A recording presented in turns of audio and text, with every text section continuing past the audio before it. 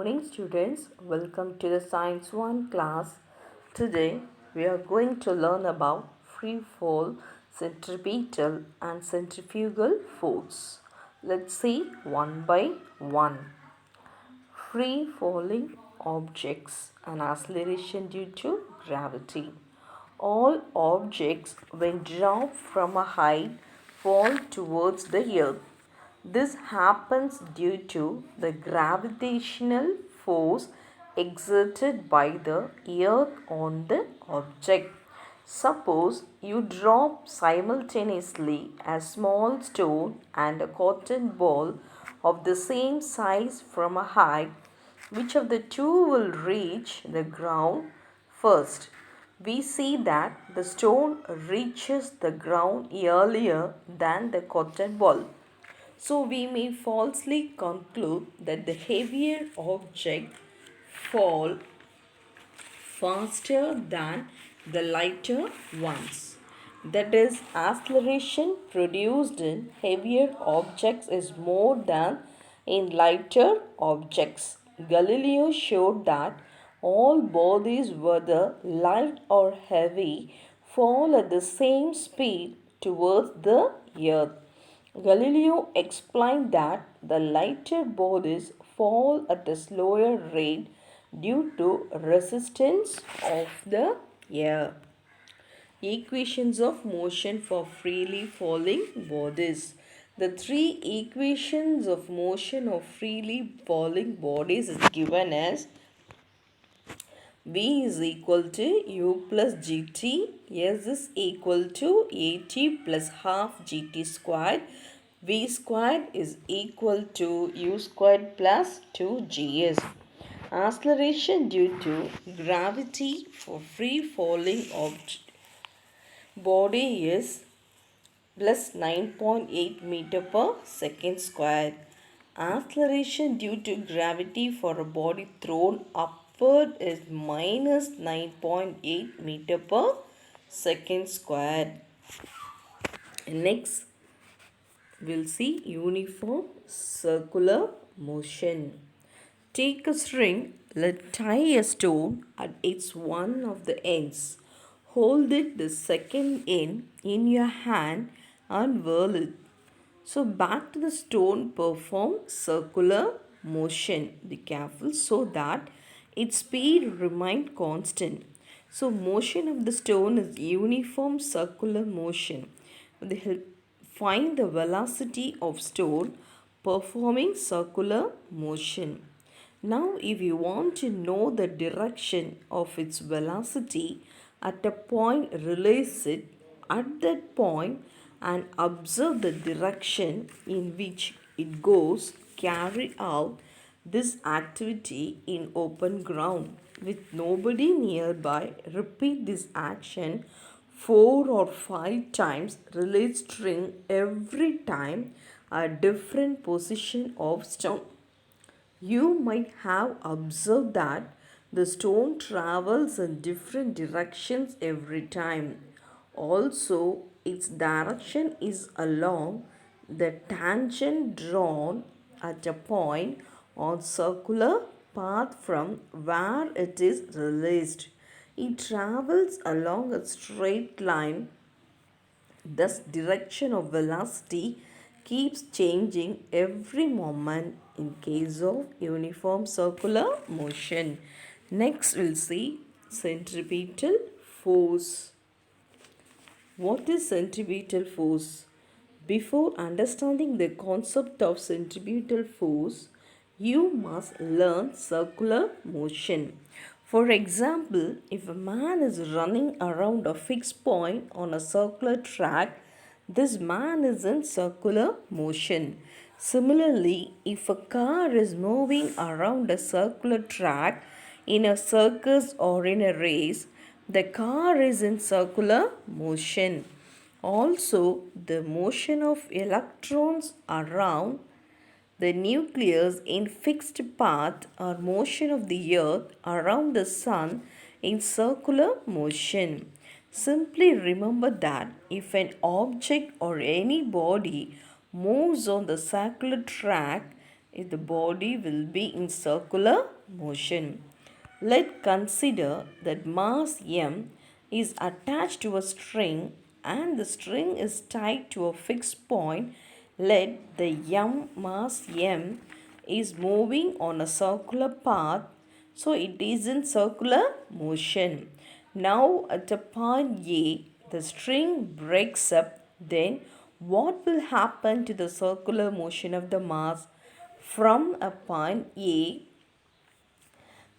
is the string breaks up, the mass will no longer move in circular path, or rather than this mass will start moving in a straight path. Thus from this example we learn that if we want to keep a mass or body in a circular motion, we need string, so that string must be compel the mass m to move in a circular path.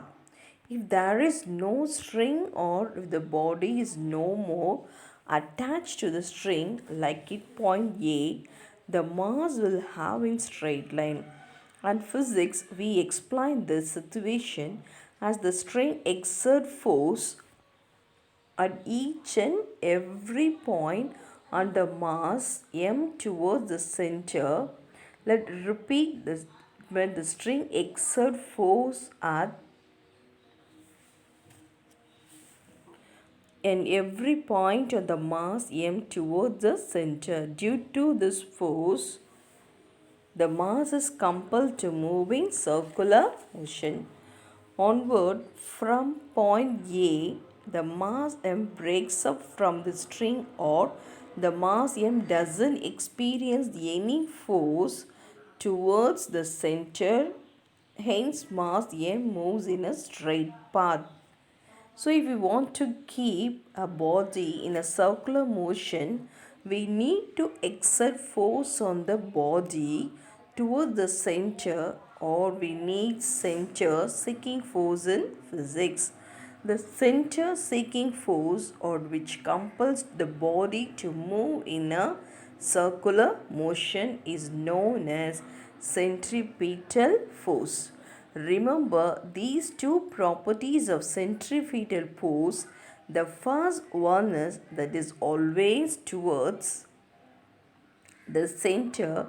The second one is that will compel anybody to move in a circular track or circular motion. Centripetal force is denoted by Fc. So this force of the string towards the center is Fc, or centripetal force. Now what is the formula for centripetal force?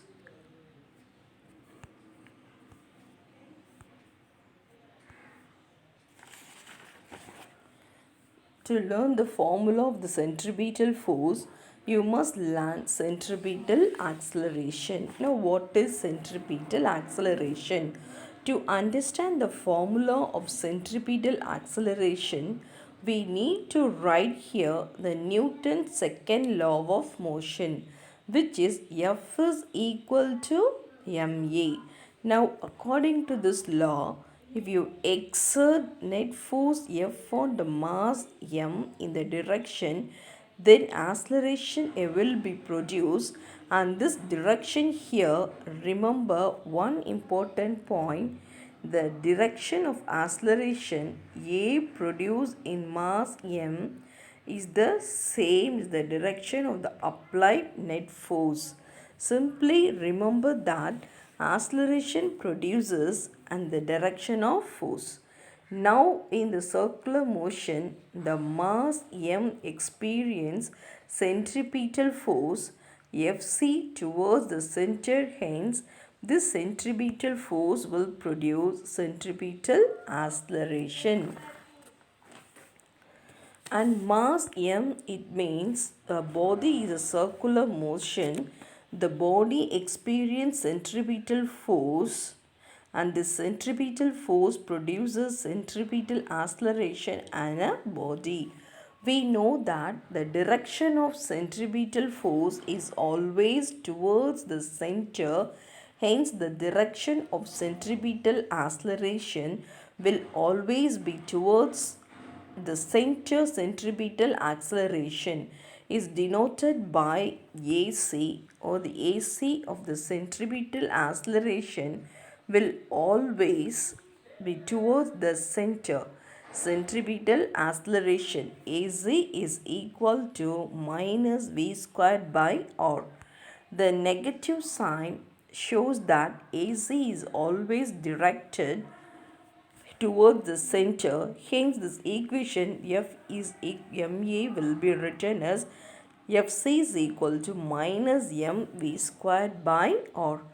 Thus, the formula of centripetal force Fc is equal to mv squared divided by R. Remember that there is a big difference between F is equal to ma. Fc is equal to minus mv squared by R. This force F is a linear force and produce linear acceleration A, and body A, well, this force Fc is a centripetal force which compel the body to move in a circular path and produce centripetal acceleration the body towards the center. Now, what about the centrifugal force? Let's consider that car is moving along a curved road.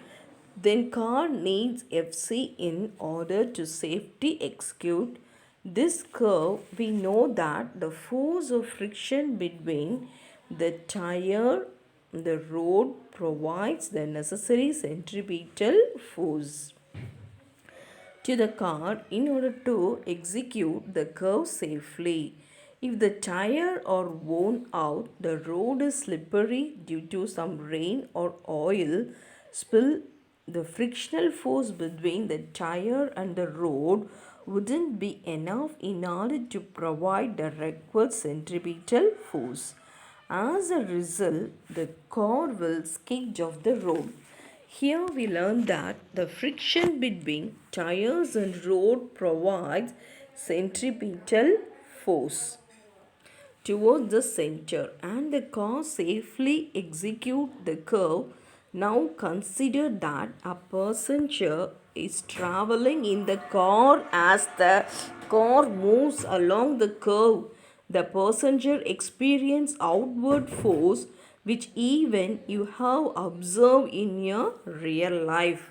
Here the centrifugal force acts on the car towards the center. Now there is another force which acts on the car and outward directions or away from the center. This outward force on the car is shown as a centrifugal force. Remember that centrifugal force is apparent force. It means that the body can experience the centrifugal force in certain situation.